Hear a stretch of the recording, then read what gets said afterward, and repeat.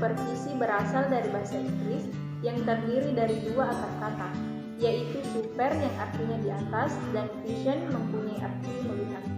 Maka, secara keseluruhan, supervisi diartikan sebagai melihat dari atas. Dengan pengertian itulah, maka supervisi diartikan sebagai kegiatan yang dilakukan oleh pengawas dan kepala sekolah sebagai pejabat yang berkedudukan di atas atau lebih tinggi dari guru untuk melihat atau mengawasi pekerjaan guru.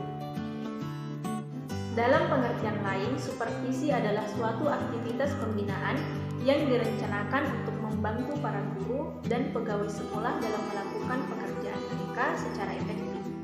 Dengan demikian, supervisi pendidikan adalah suatu proses bimbingan dari pihak kepala sekolah kepada guru-guru dan personalia sekolah yang langsung menangani belajar para siswa untuk memperbaiki situasi belajar mengajar agar para siswa dapat belajar secara efektif dengan prestasi belajar yang semakin meningkat.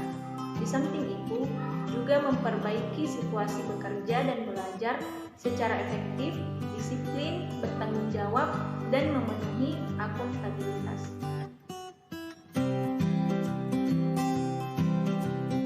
Bagian B, dimensi supervisi. Rifai mengatakan bahwa di mana ada administrasi harus ada supervisi, dan jika ada supervisi tentu ada sesuatu yang dilaksanakan, ada administrasi sesuatu. Dengan demikian, kedudukan supervisi pendidikan sama pentingnya dengan administrasi pendidikan. Namun, secara hierarkis, supervisi merupakan salah satu fase atau tahap dari administrasi. Thomas Harris dalam Rifai menegaskan bahwa supervisi merupakan bagian atau aspek dari administrasi, khususnya yang mengenai usaha peningkatan guru sampai kepada tahap penampilan tertentu.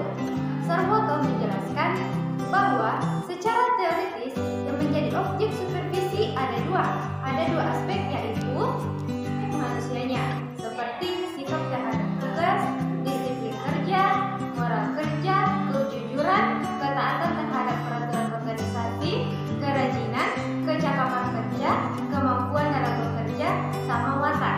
Bagian yang kedua, aspek kegiatannya seperti cara bekerja, kerja atau cara mengerja, metode pendekatan terhadap siswa, efisiensi kerja, dan hasil kerja.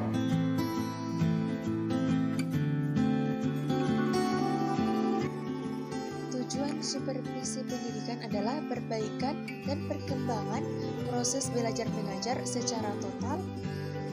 Ini berarti bahwa tujuan supervisi pendidikan tidak hanya untuk memperbaiki mutu mengajar guru, tetapi juga membina pertumbuhan profesi guru, termasuk di dalamnya pengadaan fasilitas yang menunjang kelancaran proses pembelajaran,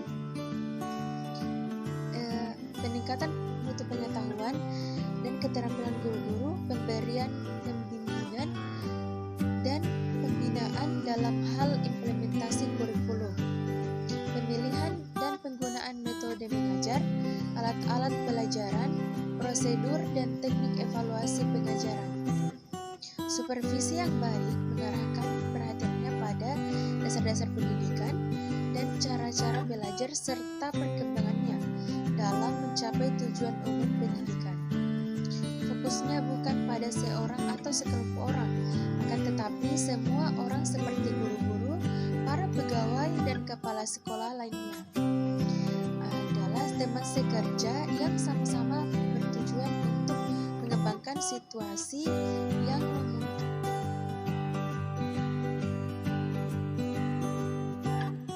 Fungsi supervisi.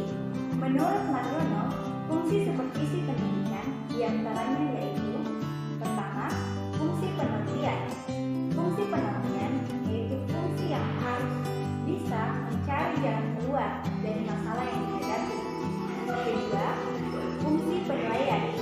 Fungsi penilaian yaitu fungsi untuk mengukur tingkat kemajuan yang diinginkan, seberapa besar yang telah dicapai, dan penilaian ini dilakukan dengan berbagai cara seperti tes, penetapan standar, penilaian kemajuan belajar siswa,